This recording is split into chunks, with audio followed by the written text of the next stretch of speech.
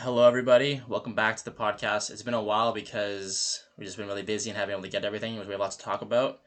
We wanted to start off talking about the Leafs, everyone's favorite or most hated team, of course, because there's a lot to talk about. Lots of rumors going around and lots of trades that have happened we haven't been able to cover yet.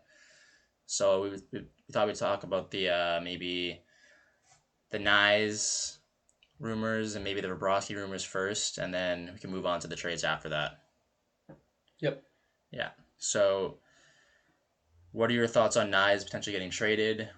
How would you feel about that? What would you want in return? I mean, it's got to be like a big overpay if they're gonna trade Nice. I mean, like, I would prefer that we keep a player like Matthew Nice. He's a great player, and we've talked about it before. How much I like Matthew Nice, how much we both like Matthew Nice. So if there's going to be a trade, it has to be a big overpay. So like if there is something. Who was I saying the other day? Chicago. It was Chicago. Frondell, fourth overall pick, and like one of their Yeah, defensive so I heard players, a which is rumor about that, and I insane. was But like, that like, if they're getting a player like that to another like elite prospect that can also be good now, and it's like a center and the fourth potentially, overall pick, like yeah, yeah, but and it sounds like Chaka is also saying the same thing as well. Like that, Nice. He just said that Nice is a really big part of the team, and it would have to be like a monster trade for him to get moved. So it sounds more like the Leafs are open to hearing offers, but they're not actively shopping them around, which is good. yeah. So like I think the logic behind it is the Leafs have we've been talking about this. They have so many left wingers at this point, Yeah. and it feels like almost they like have a strength there, and they may be able to spread the wealth to like center or defense potentially, which I understand. But I just don't think that trading Nyes is worth gaining something like just because he plays the wrong side of the ice doesn't mean it's worth trading him, right? So I agree with you. Of course, I think mostly fans feel the same, and we've seen it too. There's so much interest in him for a reason because Yeah. finding a guy like him the way he plays is so hard to do.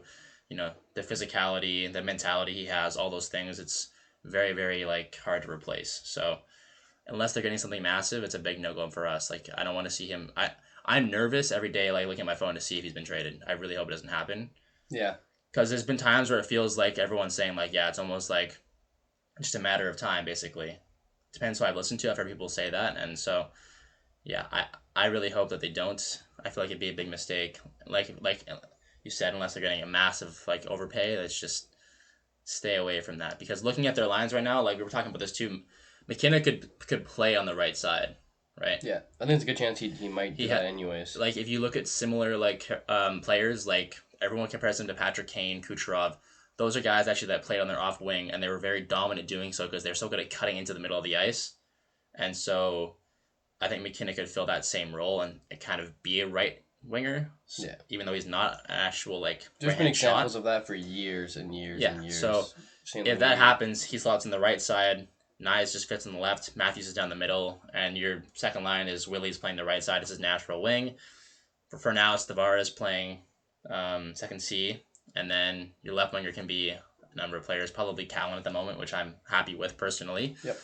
I think Leaf fans are. Some people may look at it and be like, is he a top six guy? Yeah, I think he's ready for that role, but Also, I mean, potentially, like, if McKenna doesn't play on the right side, it's not like out of the question that Nyes or Cowan couldn't play on the right side either. yeah, no, I think that Nyes could definitely. I think he like at times even was last year, was he not?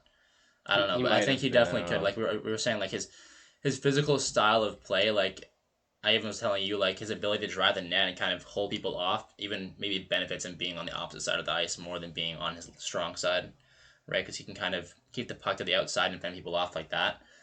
And just because he's such a physical player, he's a very straight line, like forward check. I don't think it takes away from his strength necessarily. He's not a guy that needs a puck on his stick all the time, and he's that.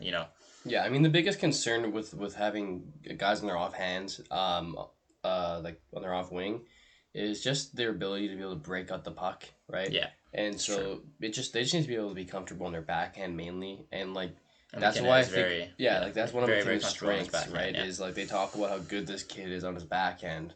So I really don't see why he can't play on the right side, and I also I think again, even if we didn't have an abundance of left wingers, I think it's still something the Leafs probably should explore anyways. Is Yeah. his testing him on the right side. So Yeah, definitely. So, anyways, moving on. I think we've covered that pretty well. Nyes is a no go unless we get a big payday. yeah, Bobrovsky's been a big rumor, and it's something that I want to address because I play goalie, and I have personally actually like been calling.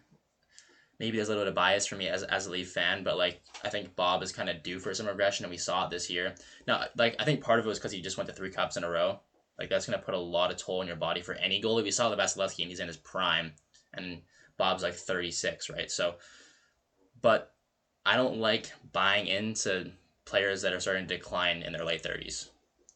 It just seems like a disaster waiting to happen, and especially like I understand the concern. I think the more concern is that they're worried that Stolers can't carry the load, and they yeah, don't want to be in a situation where they're gonna have 2 rookie goalies basically, sharing the net.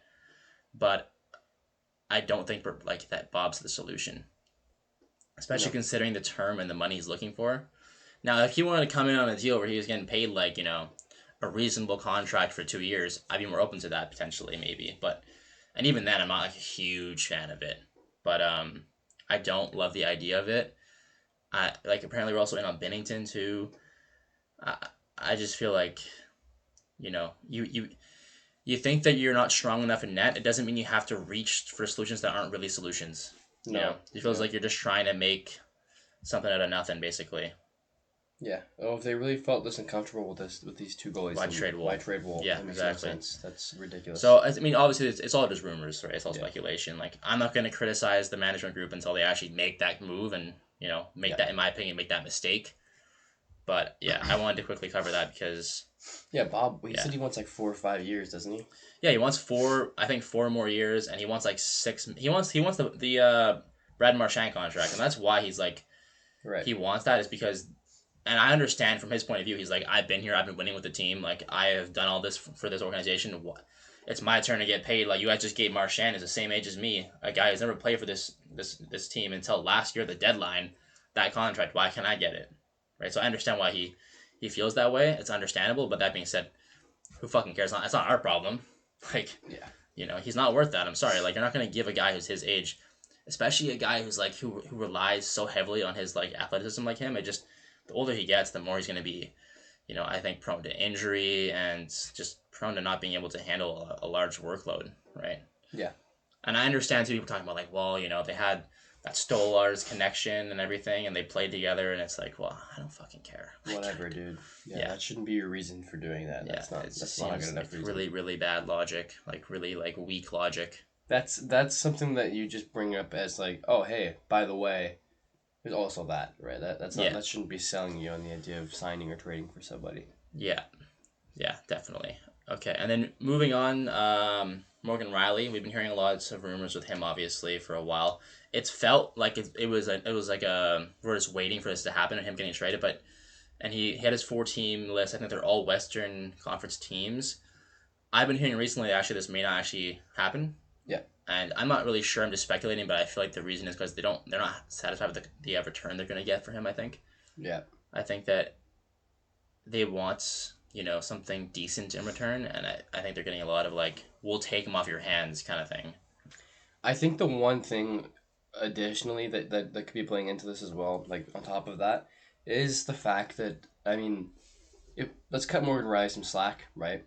He's never really had like who's the best right pairing that he's had, who like in his time in Toronto, off the top of your Yeah, head. no, he's I don't Tanev for a know. year.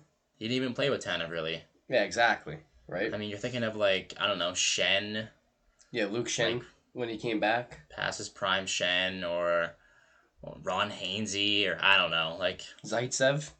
yeah, So yeah, they might be also thinking like, hey, let's maybe Riley is able to bounce back and play better with a player of Radish's caliber yeah. on his right side, right? I've said it before. Like there's nothing more that I like. I feel like I would love to have Riley. I want him to be the captain when we first had the Yeah, opportunity to give the captain up. Like I I thought he would love for deserved. him to succeed in Toronto. Yeah, Yeah. So if he stays and it works out, that's fantastic. Like, there's and I do nothing I think want more. I do Yeah, think there's a possibility. Like he's been under he was in a terrible system for his style of play with it's Berube, true. That's true. right?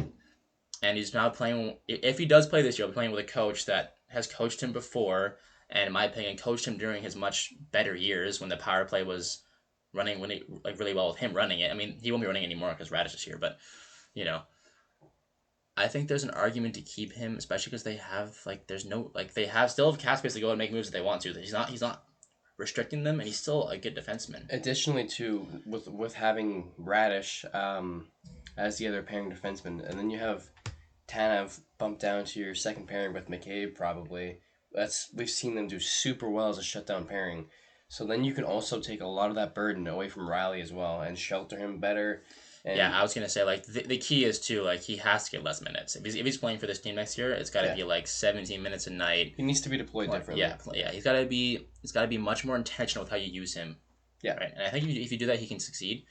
Um, that being said, I'm not against moving him still. I think if they find the right deal, sure, go ahead. Like yep. I think it could be beneficial to him and the team to move on, but also part of me is like, well, maybe it'll work. But we've been saying that for a long time, though. It feels like, oh, this year is going to be this year. Like last year, the start of training camp, it was like, Riley's meeting with Berube and they talked about what they need to do differently, and he was getting in better shape and whatever, Yeah, and and all he this was, like, bullshit. worst season, And his like, worst season ever. It was ever. just Yeah, terrible. so- I mean, to be fair, the whole team was basically terrible. Yeah, But yeah, so maybe a little bit of hope. I'm thinking that he's going to bounce back, but it's seeming more likely he's going to be on the team next year and not getting traded. So obviously, we hope that if he does stay on the team, he's going to have a great year. I think he can. So one thing that I've heard as well,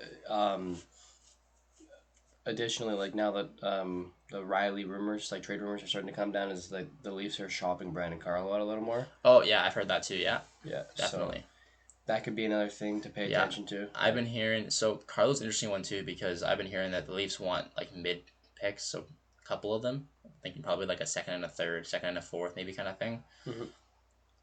I don't know if they're gonna get that. I think Carlos worth that. I mean, he's getting paid like 3.25 ish around that. It's not getting. He's not a huge cap hit. He's a right-handed defenseman. Yeah. Yeah, he didn't have a great year last year, but I think his actual run in Toronto the year before that was pretty good. Like we just said, the whole team had a terrible year last year, and before that in Boston, he was a good defenseman.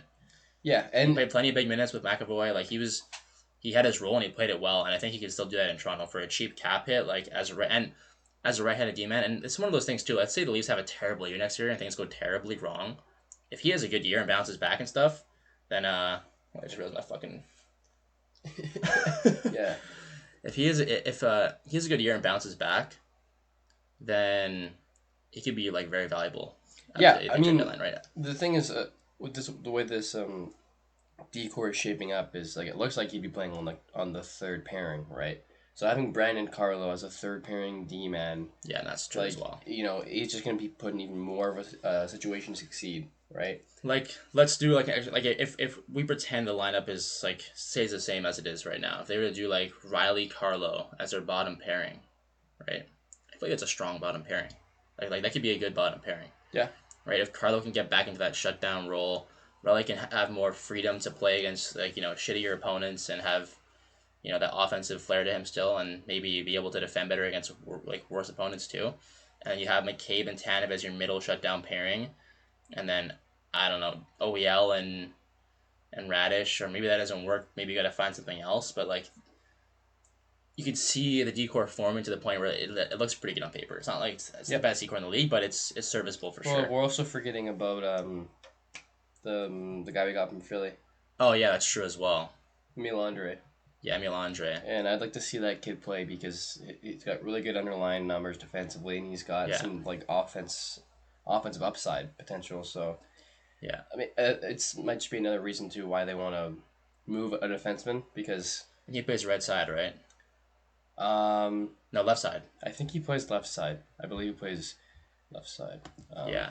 I mean, either way, like as it stands right now, both sides are kind of jammed. I think that's why they're looking to move Carlo. They just have too many guys, right? Exactly. Especially if they want to get one of those young guys in, right? Yeah.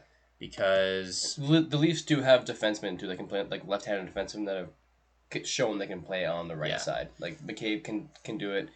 OEL can do it. Yeah, but they don't have a shortage of right-hand defensemen right now, so they don't need that kind of stuff. Hopefully. No, but if they traded Carlo, for example, right?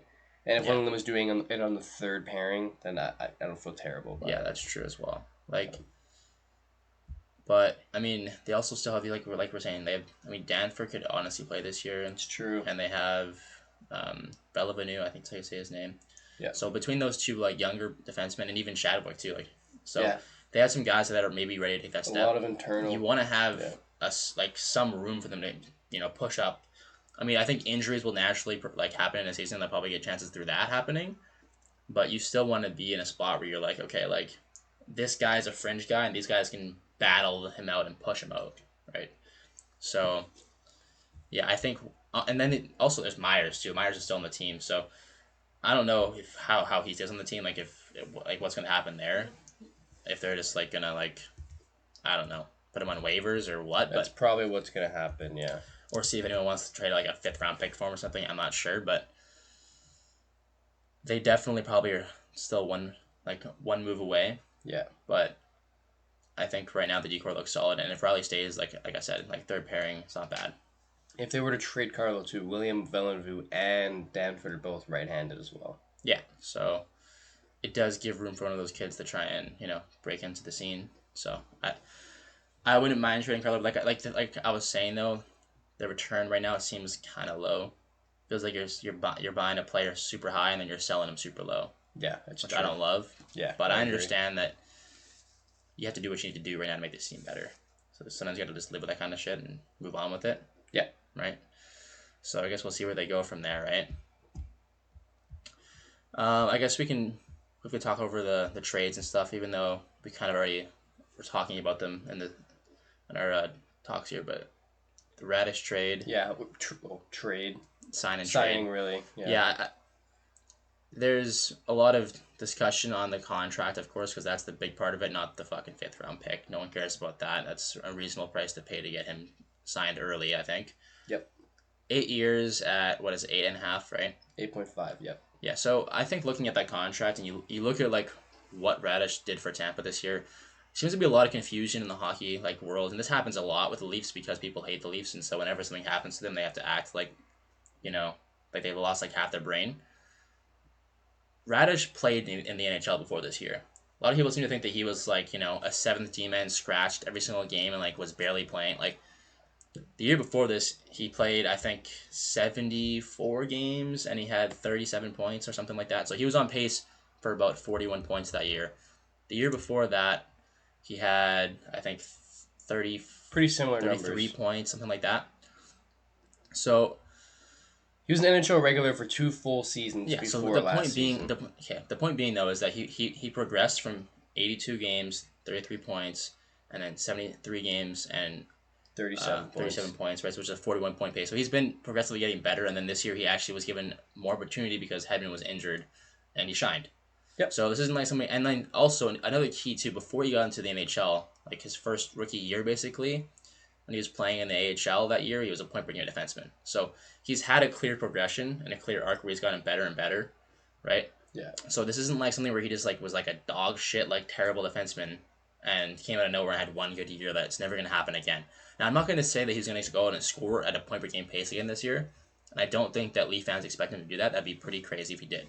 Like Yeah. in general, like the guys who are scoring at a point per game pace defenseman is like Cale Makar, Quinn Hughes, Zach Lorenz. Like there's a very short list of guys that are doing that kind of stuff. Lane Hudson, like it's a very short list. So I don't think the Leafs like, and those guys are gonna get paid. They're gonna get paid like $18 million this year, probably like $17 million, like when they get signed. So he's getting paid 8.5.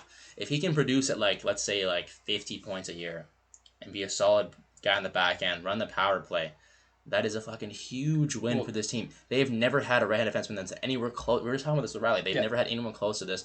Tanev is a great defenseman, but he's not bringing the same offense, obviously, that this guy's going to bring to the team. Look at other defensemen that are getting paid as much.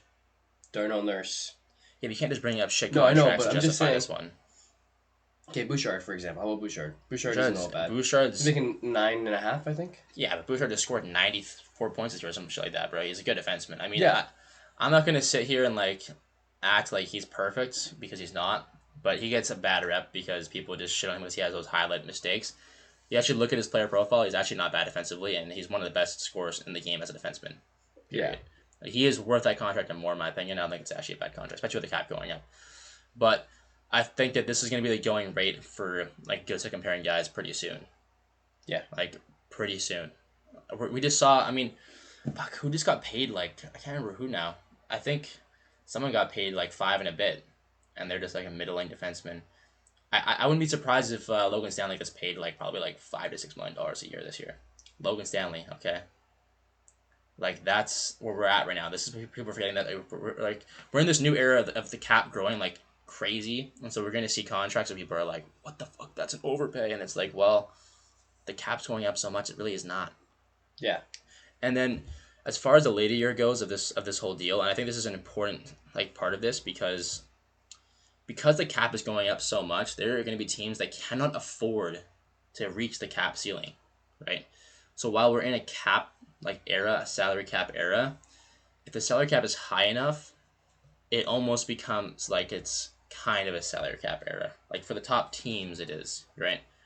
And so for the Leafs, like they can afford to if Radish falls off in the 4, 5, 6, 7, 8 years, like the end of the contract, and he's getting paid that amount, like they can probably afford to eat it as long as he's still playable, right? Yeah. So, and once again, too, like they're trying to win right now. They're trying to get better right now. So, like this is what you do. You made your team a lot better on the back end without giving up anything in your system, without giving up any players that you're playing for your team. Like this is a no-brainer move. Anyone who's clowning it, you're just trying to be a hater. Like it's not perfect. The Leafs are not in a perfect situation. They have to do what they have to do to get better, and this is a great step in the right direction. So Yeah. I also like you never know how it plays out. I mean, like some guys just like age well, right? I mean, like look, OEL is not quite as old as Radish is going to be when this contract expires. I think OEL is like 36, 37, right? yeah, But look at the season he just had last year. yeah, no, he can still be like the thing is too. Especially It's not defenseman too. he can still be productive at age 36. I'm not saying he won't be. I'm Yeah. just saying there's a good chance he cannot be, right? So Yeah, of course. and that's okay because like I said, you're not worried about then. You're worried about now, and right now he will make the defense a lot better. And if it blows up in your face, it blows like it is what it is. You got to do what you got to do. Like this team's in that spot right now where they just You gotta take some risks. yeah take some risks, and so that's I think a good risk. It's it makes the team. It's something they haven't had this level of right-hand defenseman in a long time. So I think it's a great move. Like overall great. It's got to be like an A. Yeah. For me. And then moving on to that Wool trade and Emil Andre, because that's really what the trade is. I mean, Benoit goes the other way. It sucks to lose Benoit. We were just talking about the defense. Like, there's not enough. There's no room for Benoit this year, anyways. Yeah, as much as I love Benoit, like I do. Yeah. Let's be honest. If you're a Benoit fan, it's because you're biased as a Leaf fan. He's a good player. Like he can play his role. Yeah. Is he the best third pairing defenseman in the league? No. Like if you're trying to build your best team, like he's not. He shouldn't be on your team. Like he's. Yeah, I mean, you can get away with him if you have a strong decor around him. You can get away with having him as your sixth or seventh D man. He's a nice seventh defenseman. Yeah, that's ideally that's what he should be. Is a seventh pairing defense. And you're right. Like Leafs fans who like him, and myself included, we're just a bit biased because we're Leafs fans. I was actually shocked when I saw his underlying numbers they're terrible. Yeah, he's a big personality guy, and he plays terrible. He plays with a lot of heart, right? Yeah. Like he fucking hustles and fucking Superman punches people. Yeah. And he had a couple big moments for us too against Ottawa, right? So like, Benny's always gonna have like a special place in the hearts of Toronto fans. But yeah, it was probably time for him to move on. So yeah, that's that part of that trade. Then obviously we get back. I can't remember the goalie's name now. Honestly, Arison, I think. Yeah. Yeah. Arison, so I mean, he's had a track record of just playing like dog shit. To be blunt, like I know that Philly was having goalie issues, and he was kind of being made the workhorse for a bit, and they had no other options, and he was getting the wins, and he was playing okay. And then this year, he went into camp and basically lost the goaltending battle immediately and had a terrible year. I don't understand, like, he's thrown into this deal, and a lot of people are saying the Leafs aren't even going to qualify him. I don't understand why he's in the deal if that's the case at all. Yeah. Right? So, like, they might, I would think they're going to at least sign him and try and maybe put him down on waivers. Yeah. Worst case scenario, he gets playing. Like, so we'll see what happens with him. He's not obviously a major part of this deal. He's just there. Yeah, he's just throwing. As far as trading Joseph Wool goes, this is the part of this trade that kind of hurts me a little bit because I've always been a really big Wool believer. I think that if he is playing at the top of his game and he's healthy, like he's one of the best goalies in the NHL. He's capable to be a top 5 goalie in the league. So it sucks to lose him, but I understand that I don't think that Stolarz had much value, to be No, honest. not the same as Wool. Like I think they're trading Stolars, not like they're getting like basically nothing in return. And so you have to do what you got to do. You know, you're trying to move off one goalie, and this is the goalie that actually gets you something in return. You get a young defenseman that can maybe help your team in the future, And a pick too. and now too, right? Yeah, and you get a third round pick as well, which people kind of just glossed over. A third round pick is not nothing. It's Yeah. value. Like it's a player that could turn to something right now. Yeah. Also, who knows? Maybe they make a trade tomorrow morning or something. You know. Yeah, and that third round pick's in there. I mean, but yeah, like I'm a big Will believer. I think Philly got a good goalie, and if he stays healthy for them, like this could look like a bad trade. Let's just be honest. I'm gonna be honest, but the flip side of it is he continues to get injured and he can't stay healthy and can't get his career on a straight path. And Emil Andre can develop into a player that's a solid defenseman for us because he's never really been given that chance in Philly to really thrive, I feel like. And so, yeah, overall, I think it's an okay trade. I'm not like in love with it, but I'm open to it. I understand why they did it. That's what I Yeah. would I say. mean, they had to move somebody, one of the three goalies, and Wool was probably the only one where they could get like a return that they liked, right? And I like Emil Andre. After looking, I mean, at first I didn't like this deal. I was like, who's Emil Andre? I've looked into the player. I've looked into his stats. He's got good underlying defensive numbers. He's got good stats offensively. You can go watch some of his highlights of him playing. Like he's a good player, Yeah, right? So the Leafs really got a guy who can play in their roster now and has some upside for the future. Last year was his first like full season in the NHL. He played 61 games, right? And he's 24 years old, which is like that's young for a defenseman, right? yeah, As a it's second round youngish. Yeah, pick, that's about when you. I mean, 24 years old was when he was I playing think when the he big thing was with D-Man is like it's games played, right? He hasn't played that many games in NHL. Like there's normally a rule with defensemen, like they got to play these couple hundred games before you really know what they are. Like exactly. you see all the Yeah. time when guys lost them late. Doesn't mean that he's going to, but it does mean that he has a chance to. I think so. We'll see. Like I said, the move. I understand why they made it. I'm not saying I love it. Yeah, but Like for for for a me, it's second like round pick, playing like your first full season at age 23, I'd say that's pretty much on schedule. Like yeah. I don't know. Once again, it's an okay move. I give it like a C plus. I think part of it that makes it hurt is you think that you would have gotten more for Wall, yeah, but people forget that like, and I forget like for some reason goalies aren't valued at all. Like which makes no sense. But you know, it is what it is. Like goalies just don't go for that much. So like even like I mean we'll probably get to this later, but like Hellebuck is not like from what I'm hearing, the returns is like a first round on the prospect. You know, that's what people are offering for him right now. And yeah, it's like that's like arguably the best goalie in the league, won the Vezina just now. Sorry, not now, just now. The year before that, he won a gold medal with the U.S. team. So like, he's one of the best goalies in the league, and that's all he's gonna get. You know, it's like so goalies kind of get undervalued, and this is what you get for them. It is what it is, right? yeah. So I don't know if there's too much else to talk about as far as the Leaf goes. I think we've covered most of it. As far as the trades, and I guess the other thing to talk about is the draft tomorrow and McKenna. Yeah, I mean, like, there's not too much to talk about. I mean, like, they're taking McKenna. Like, anybody who thinks they're not taking McKenna, like, there's fucking rocks in their head. Yeah, and there's a lot of people just blowing smoke up fucking everyone's asses, trying to act like, oh, who are they gonna take? Yeah. So I think it's pretty. It's. I mean, it's definitely clear now. And there's so many sources now that come out and talk about. You know, the Leafs have told McKenna that they're, you know, He's drafting hanging out in him. Or Toronto, and, like, yeah. So they went and visited him in his house. yeah, it's basically a fucking done deal. Yeah. Yeah. So I guess we can talk about. I want to talk about the Edmonton Oilers a little bit and their decision Babs. with Babs because we're Yep. Leaf fans and we know about Babs because he coached us for a while. Yep. So I actually watched the entire interview, and it's just funny because it was very Mike Babcock. Like I will tell you one thing right now, he's not changing at all. Like they're getting what they're getting with him. And you know, I could come on here today and like I was thinking about this earlier. We could come on here and shit on the hire and talk about how bad it is and everything because that's what everyone's doing, and I understand that. I'm not saying it's not okay, but I thought about maybe like having some, maybe trying to look at like you know why this could be good for the Oilers, right? All right. Okay, I do think so. This is my understanding of what happened. Okay, I think this has really actually come from the top players in Edmonton, which is what's been reported, right? McDavid, Draisaitl, and Hyman. And like I said before, Hyman has links, I think, to the Babcock family a little bit. And obviously you play with him. Yeah, he's coached him. So, yeah, he coached him, yeah. So, like McDavid and the leadership core, they wanted this change. They feel like the team is not playing enough like a team. They're not consistent. And we've seen it before. Like Edmonton, they'll have these I don't know, a month long period where they're just like terrible team.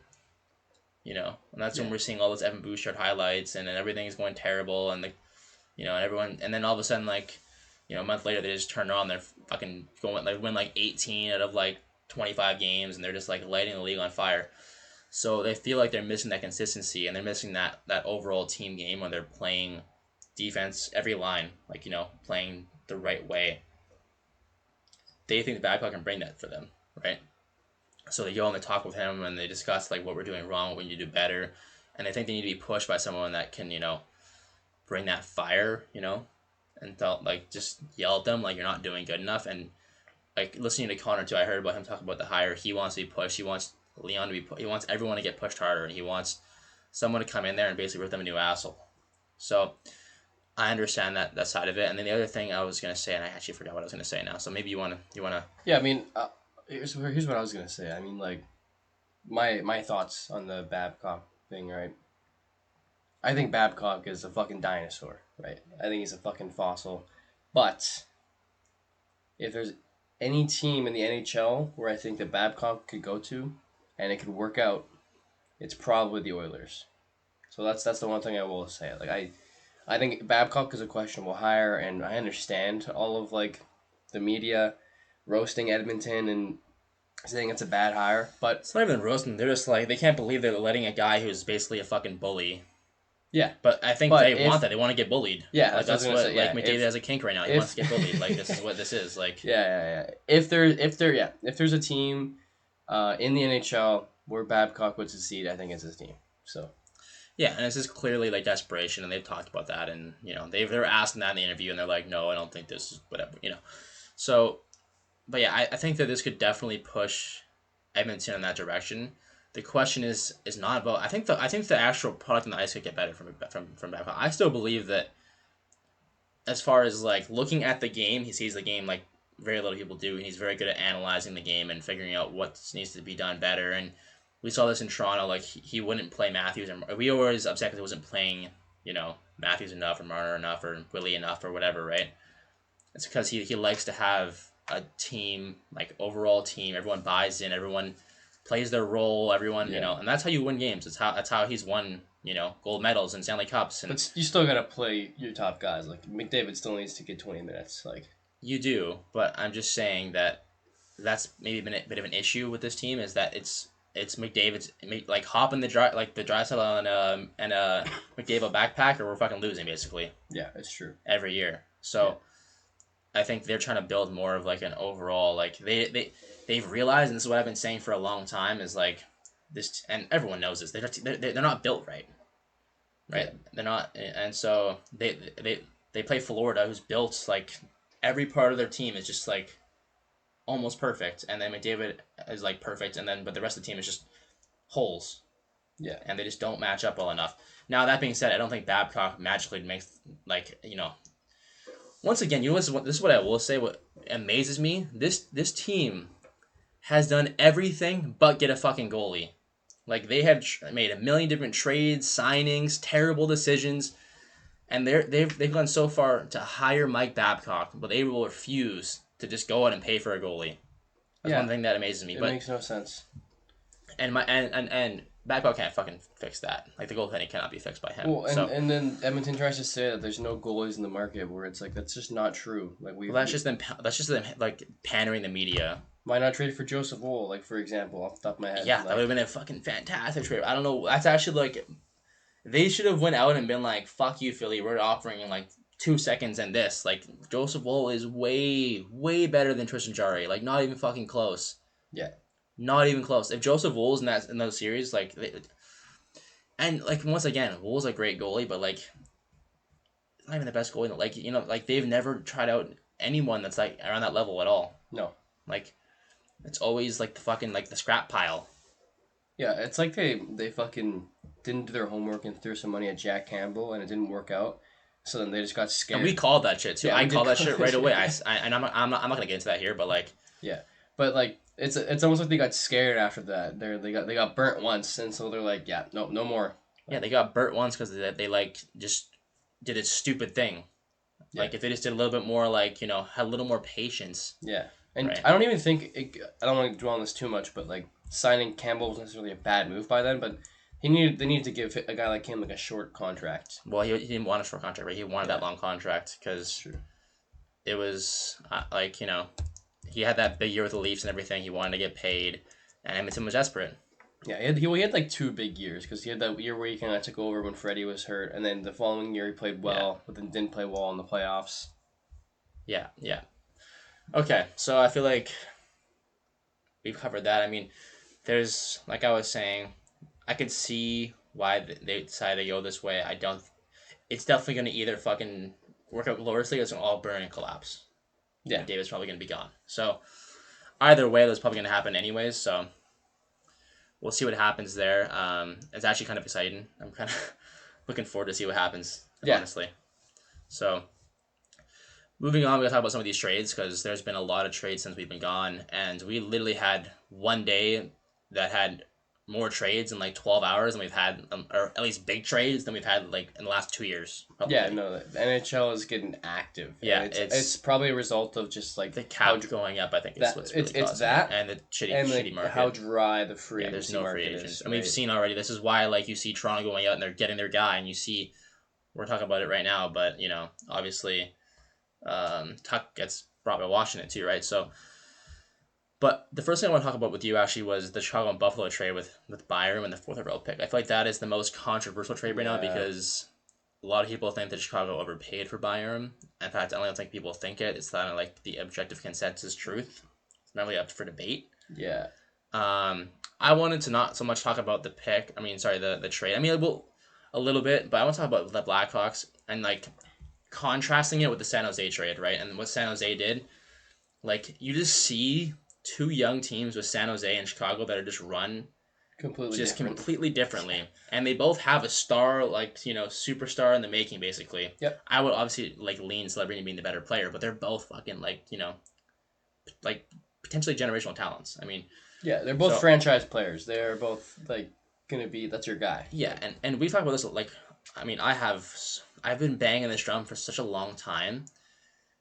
Patience, Yeah. like the amount of fucking I don't know. This maybe comes from ownership and stuff and etc. I know that Chicago's had Bedard now for 3 years and they've been terrible, but you can't just fucking decide that like because it's not working yet that you're just gonna start losing your goddamn mind and making stupid trades. Like this is not gonna help you win in the long term. Yeah, my question Right. for this trade is just why? Like, what does this really do for you? Well, help Like, you get better now. yeah, Right. This is exactly what it comes down to.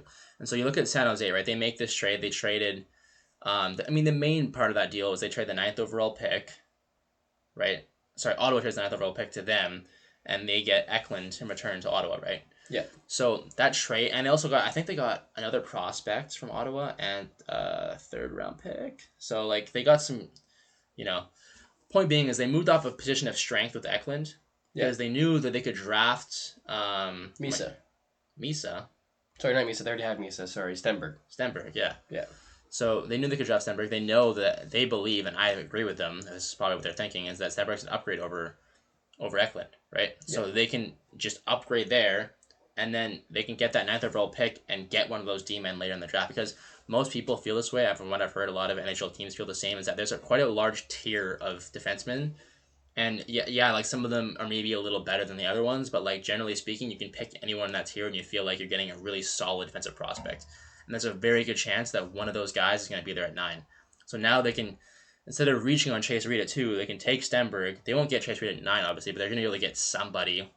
Maybe they get Kane Verhoff. I mean, I doubt it, but maybe he drops all that way. Or maybe they get that kid from Latvia. Or there's also that Swedish defenseman. There's a bunch of different guys they could get there, and they could fill both needs in both roles. And they're not trading away everything to win now. Even though they were close last year and they're going in the right direction, they're getting a superstar winger of the future.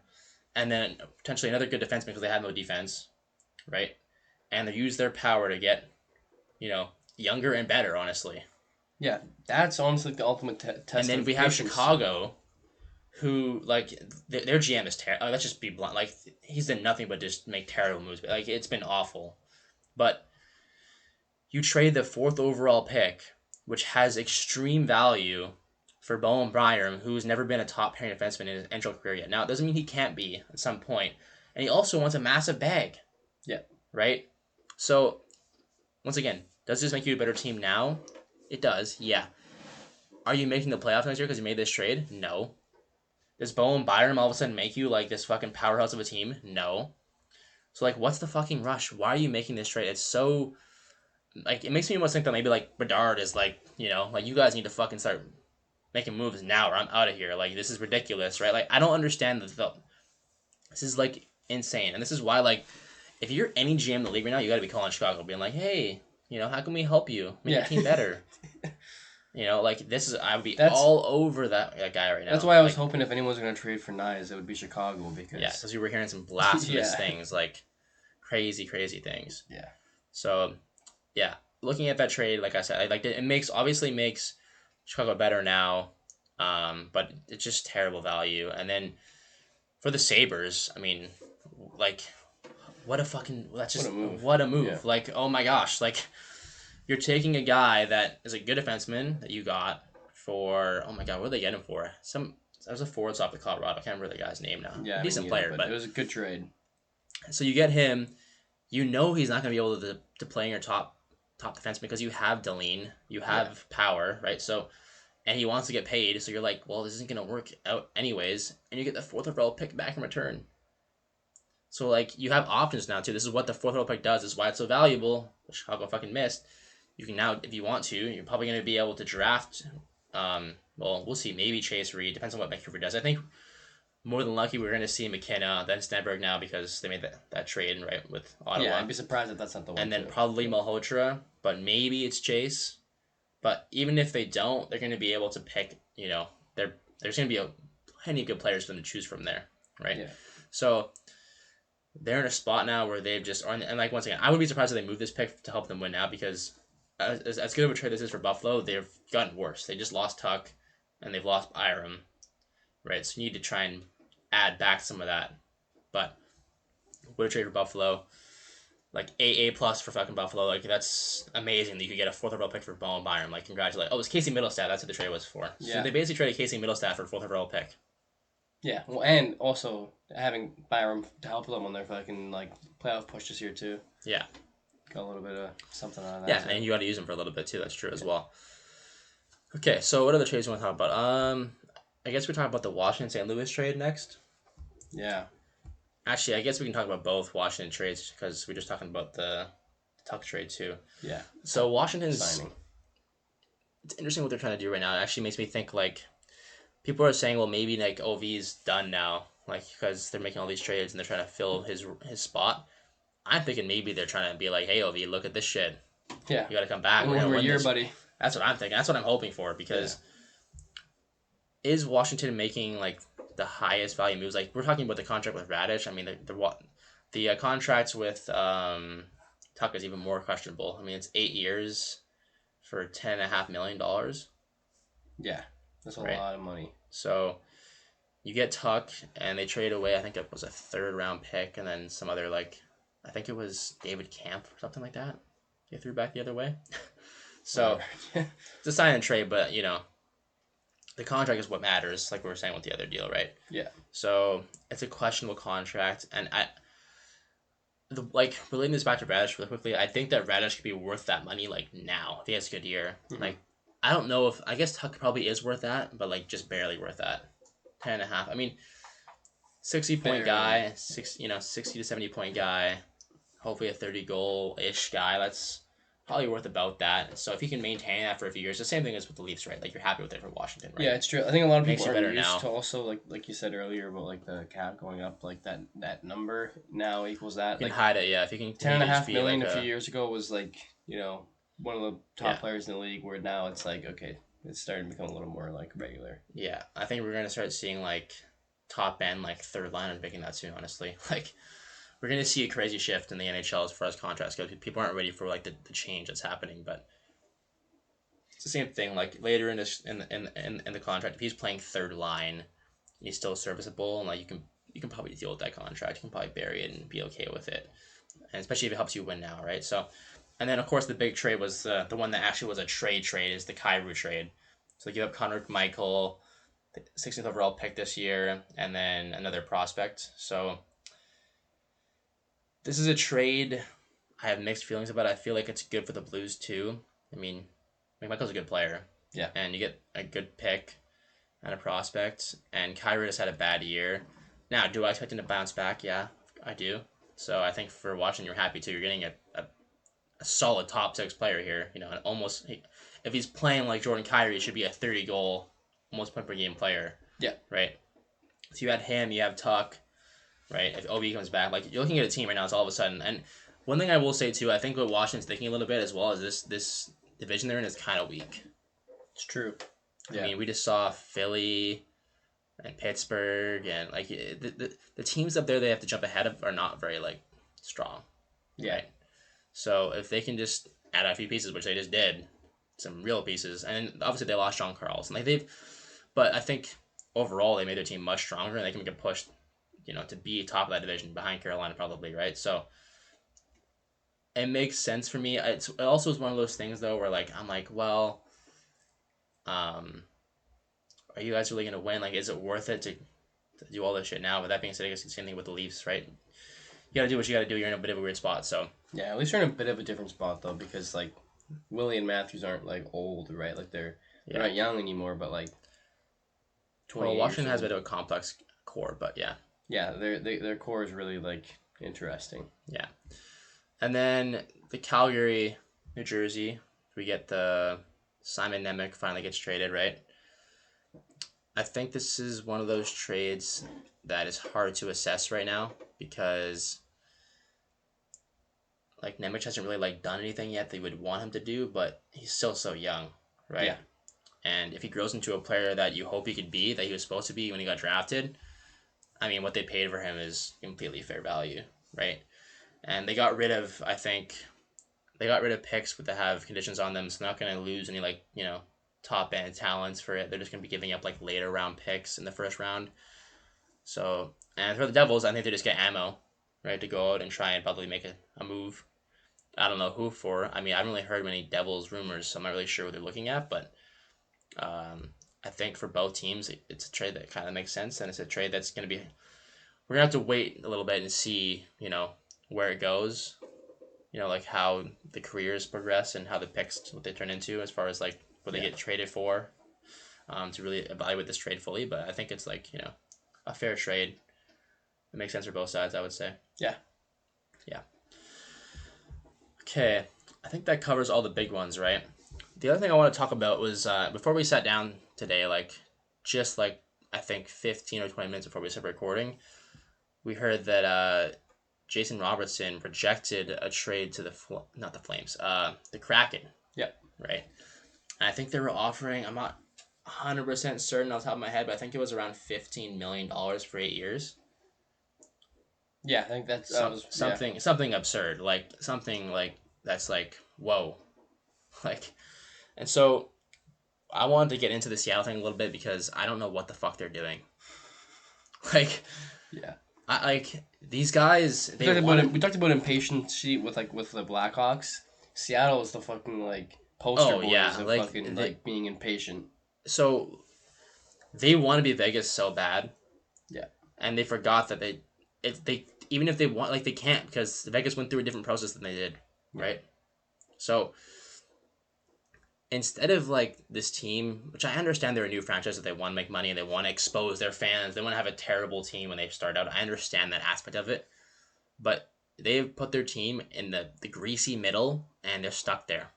I don't see them getting out of it anytime soon. I know they do have like a decent amount of like ammo to fire and try and get some players and stuff, but you are trying to overpay every fucking player you possibly can. It's not like a recipe for success. You're trying to offer Panarin like $14 million, and he's like, nah, I'm good. Because Panarin's like, you guys are fucking insane. Like, I'm not even... Yeah. And then like this is another thing I would talk about too with them is like is another example is the Shane Wright thing, right? Yeah, I mean we Like both agree about how much they mismanaged Shane Wright, dude. yeah, Like, like this is a guy that and this goes for any team, but like why do you have a player you picked? I think it was fourth overall. Who was supposed to go first overall, but he got dropped on by a few teams, and that's a complicated situation. It doesn't matter. He's a top end talent. He's a very high draft pick. He's sitting on your fucking bench or press box like basically his whole rookie like his whole rookie year. yeah, If you're going to do that, send them down and let them play somewhere else. If you are so worried about trying to win now, let your fucking players develop. yeah, Do not stunt their development because you're like, oh, he's out, you're making rookie mistakes. Oh, it's terrible. It's terrible management. And Seattle, so far, in my opinion, and no one wants to say this. I don't understand. Like, am I like fucking crazy? But like, I don't know what they're trying to do. I don't see how they become a contender all of a sudden. yeah. No, they don't really have much of a vision, really, So much of a shipping plan. out like prospects and picks and everything, and trying to hand out like just questionable contracts is not how you fucking get to the top. Like that's how you become like Nashville Yeah, right now. Like it's yeah. When I saw that, I was like, it's the most Seattle thing I've seen for sure. Like it makes sense, but I just like completely disagree with their like process right now. I think they need to like calm down and realize they're not gonna win next year, and like try and build the team a little bit. yeah. I fully agree. Yeah. The like it's not even necessarily the term or the money for me, like because like I think for the right team, like that contract can make sense for Jason Robertson. Yeah, like for Ottawa, if Yeah, Ottawa can make that trade right now and all of a sudden get him, yeah. especially considering they just got Eklund too, Hmm. you get a player who's arguably better than Brady back and I think he's playing, better than Brady. right? I mean, definitely like as far as production goes, he's definitely better than Brady. Yeah, If we're talking about offensive numbers. yeah. So it's just like yeah, their process needs to like, in my opinion, be reassessed a little bit, like slow down. And then the other thing too is like and like this is the other thing, like you have to look at where you're playing, like you have to go through. Now, I will say they're in the Pacific Division, which is a bit of a crapshoot right now. And it's not because Vegas is still there, and Vegas will be like good team next year. Edmonton should probably be a solid team next year, and after that, we don't really know. Like Anaheim and San Jose could both take a step forward next year and be even better, and push them down even further, or they could be young and have another like stumble a year, where Yeah, and that opens up a chance for Seattle to like push into like that spot, right? But yeah, even then, like then what? You're the third seed playing against Vegas or Edmonton, and if you beat them, then you're playing Vegas or Edmonton after that probably, and then you're gonna play Colorado or a minute like you're just not there yet. yeah, Look at the teams in your conference, like you're below almost like half of them probably. So trading for one guy like that isn't even enough in itself. yeah, That's why we were saying the Ottawa one makes sense because like if they get Robinson, like they're like Ottawa is like for me is like hello, like we're here, like yeah. kind of thing, And right? they Like have assets now too, where they could make another trade if they really wanted to fucking go all in, like because they would have to trade that much to get Robertson to be a sign and trade, right? no, he's an RFA. They have to trade a lot. He's an RFA still. That's right. Okay, fair Yeah, enough. That is it. Never mind. They'll still be able to yeah. No, haul them. whoever pays Robinson's gonna be paying a lot of shit in return. Not gonna be cheap. Right. Okay. Yeah. So, but people are talking about too, like maybe he's gonna get offer sheeted too because he wants to stay in Dallas, and Dallas wants him, but they can't agree on the term and the money. And people think that if they wait too long, an offer sheet could come, and then they're gonna have to either match it or they're gonna have to give him up for whatever the offer sheet contract says, right? Yeah. So, and then they're not in control. They're not getting a player back or whatever. So, yeah, we'll see. The last thing we gotta talk about is the Brady Kachuk thing. Yeah. So, obviously, this happened a while ago, and we saved it for the end of the episode because it's kind of old news. But I have a very strong opinion on this, and I'm sure you do too. Yeah. I don't know if you want to start with what you think, and I'll build off of it. Spineless. I mean that's all I'll say, dude. Like he's a fucking joke, man. I mean like and we're hearing reports too that he's been like checked out since like fucking after the Yeah, yeah, Olympic yeah, break and yeah. stuff and you make all these promises and I want to win with Ottawa and then the big problem for me too is you say that and then you put up a fucking goose egg in the playoffs. You no show and your team fucking gets bounced. And then you want to fucking whine and fucking go to Florida to the beach with your brother. Like, dude, like it would be a different story if Brady had been there too. He's 26, so he's still young, and Ottawa's going. They have an upward trajectory right now. They're getting better and better each season, right? There's no reason for you to bail on your team right now, especially considering you're coming off of a playoff loss. That's like it's on fucking you. It's on you and Stutz of both of them, right? Yeah. You didn't fucking show up for your team, It was a and -4. yeah, and now you're just like whining and asking to get out. It's Yeah, I wouldn't that's not say he's what whining necessarily, but he's bailing. he's bailing. He's bailing, and like this, it's just not what hockey's about. It never has been, and I hope this doesn't become a trend in the NHL. I'm a little bit worried about that. Yeah, this is what I was gonna build up. Yeah, for Yeah, sure. I think it's awful, man. Like it would be different if it was like we've talked about this, like McDavid, for example, where he's done everything for his team. He's now about to hit his 30s. If he wants to jump at Edmonton, that's fucking understood. Like they did a terrible job of building a team around him Yeah. too. So that's Whereas Brady, it's like, dude, there's no excuse. There's zero excuse, and this team gave you You're everything. 26, bro. You're the captain too. Like, it's disgraceful. It's fucking disgraceful. That's my. That's not what hockey's about. Yeah. So like when it comes to Ottawa, I think Ottawa fans are pissed and have every right. They should be pissed as fuck. If I was an Ottawa fan, I'd be like, fuck this guy. Yeah. Ottawa has done nothing but show him love and support, and they've defended him every time he plays bad or fucks up or anything like that. And he's the captain of the team, and it's his team, right? And he has the opportunity to do something. He has the chance to captain a Canadian city to the first Stanley Cup in Canada in over 30 years. Yeah. Right? And he is a team that has been built well around him. He's got good forwards. They have a great decor. I know Ulmark had struggles last year. And by the way, his fucking dad aired him out on his podcast, his goalie. And his goalie fucking is the only one who showed up in that series and is the only reason they were like in every game. And he fucking did nothing in that, like you just said, in that series. Yeah. And was a complete ghost. Right? And he didn't say anything. Like you said, he's spineless. Like he sat there while Daddy talked over him and basically showed us on him and his teammates. And then when the media brought it up, he was like, "Oh, it's not really what was like." He just basically like dodged it, right? And so he wants to try and have this mentality that the media is in Canada or Ottawa. It's like, dude, you're just a fucking clown. Like not to get like too like political here, but like even the like Olympic shit, right? You went to the president, the White House. I understand. I'm not gonna judge him whether he should have not. But the reality is that like there's a lot of shit going on there, and it's understandable why Canadians were mad that he, like, nothing that happened to him was unfair during his time in Ottawa. And Matthew's got shit for that too. I know, and he likes to act like So, it's very spineless, and like I said, like the biggest thing for me about this, and this is like becoming a problem in hockey, is like this smells like Kevin Durant like in the NBA for like reference, right? It's like you couldn't get it done yourself, and and not only that, you didn't even really try that long. Yeah.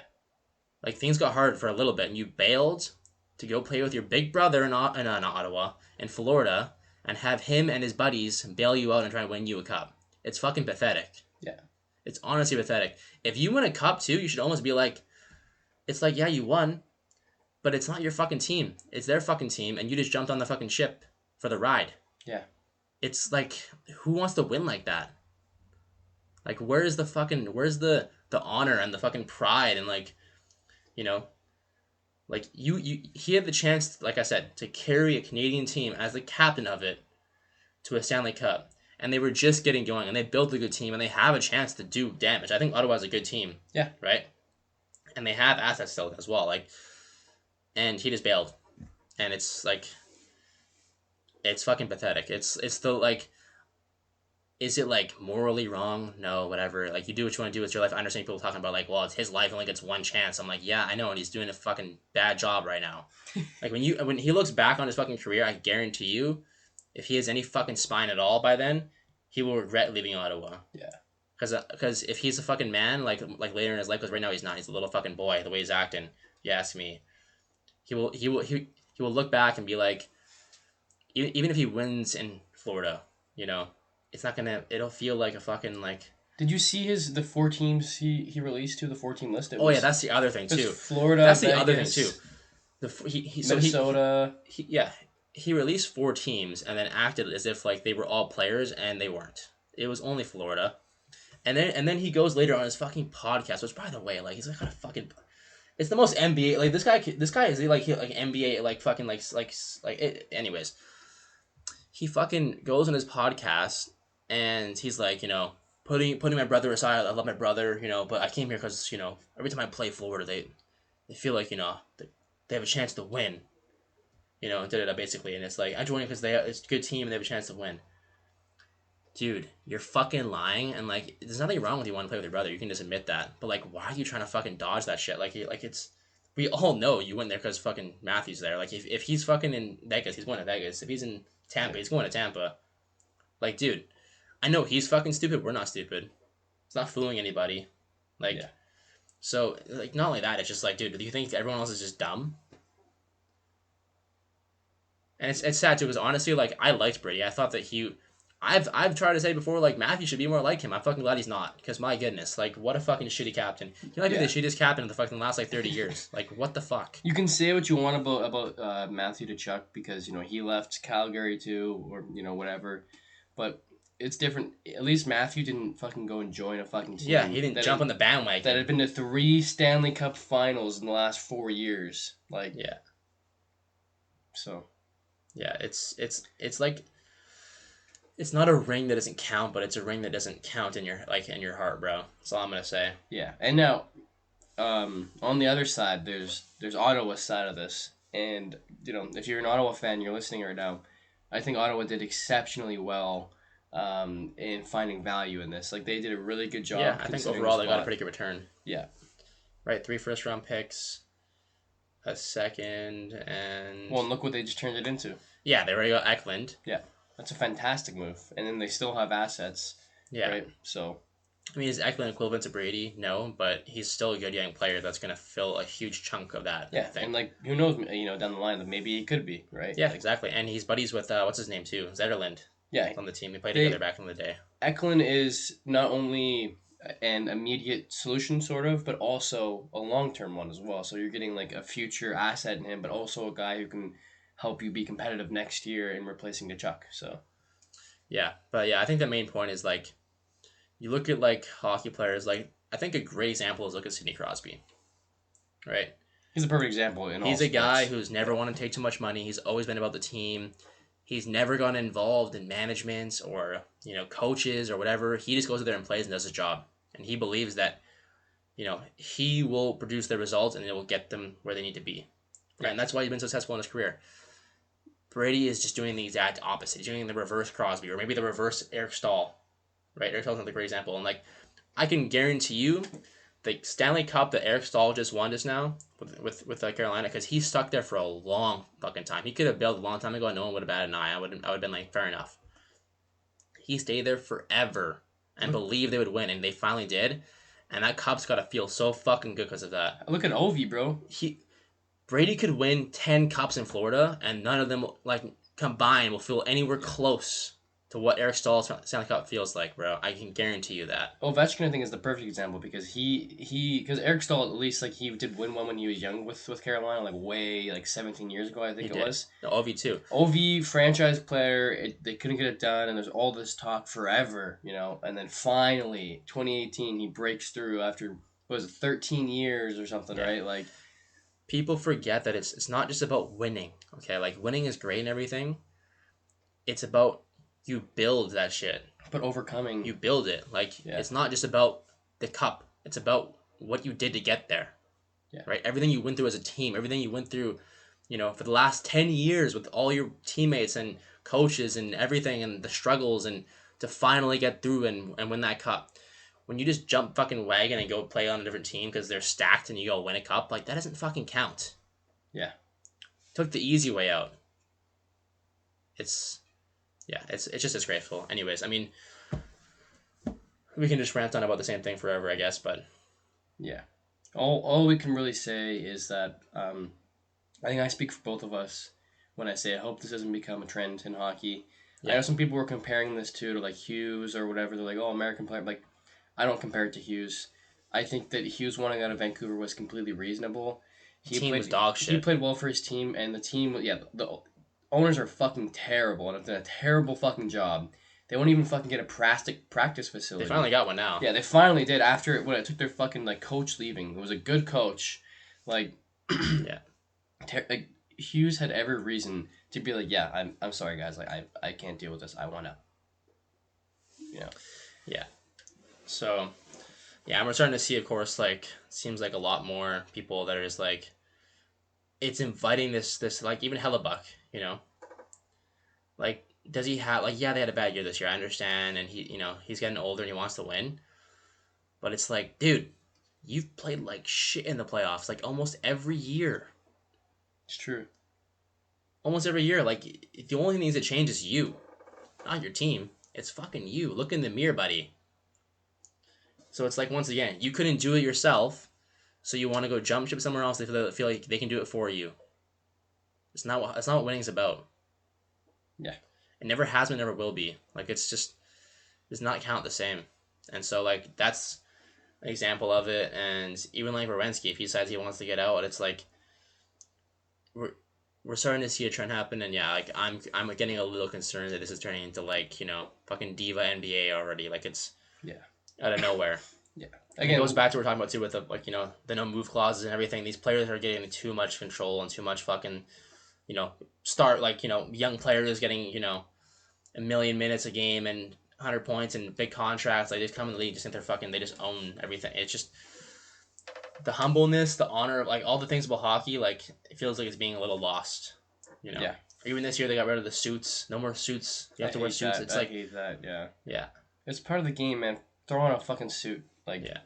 Why can't you do that? And I will say, I fucking love Willie, and he doesn't wear suits. He should fucking wear a suit. Yeah. I agree. Yeah. He does wear suits sometimes, but not all the time. He wears like a fucking half suit. Yeah. It's like some baggy shit. Or, like, I don't think he barely wears suits if he does. Like, it's fucking some fashion statement suit. Yeah. I don't mind you making your suit flashy or whatever, making it cool. Like, that's fine. Have some style to it. Like, and I don't mind them have some casual days here and there, or whatever, where they let them come in like some fucking different stuff. That's fine. But yeah, I think for the most part, it should be suits. You wear a suit to the game. If you want to be a little bit flashy, like we've seen Matthews wear some interesting suits, right? Yeah. But he's still wearing a suit, right? Yeah. Most of the time, although he doesn't always show up in a suit anymore either. And I agree. I'm a big Matthews fan. Wear a fucking suit. But yeah. Yeah. It's a shift towards away from what hockey was, and you know what, we're seeing it more and more ways, man. Like, ever since Don Cherry left, dude, now fucking they're taking away hockey night in Canada. Like, you touch on that real quick. I'm fucking disappointed in Rogers, dude. Like, that's such a fucking letdown. Like, you have like a responsibility almost, like having the rights to that for all of Canada. You have a responsibility, and yeah, it's a bit disgraceful, I think. Yeah. Okay, well, I feel like that's probably it should be a wrap. We've been going on for a long time here, and I think we covered most of the things we need to talk about. I mean, sure, we'll be recording pretty soon with all this stuff happening, and the draft and free agency coming up. So yeah, we'll be back soon enough. If this off season continues the way it is, there's going to be no shortage of. I'm sure there'll be lots more things trades. to talk about. Yeah, lots more trades. Yeah. Yeah.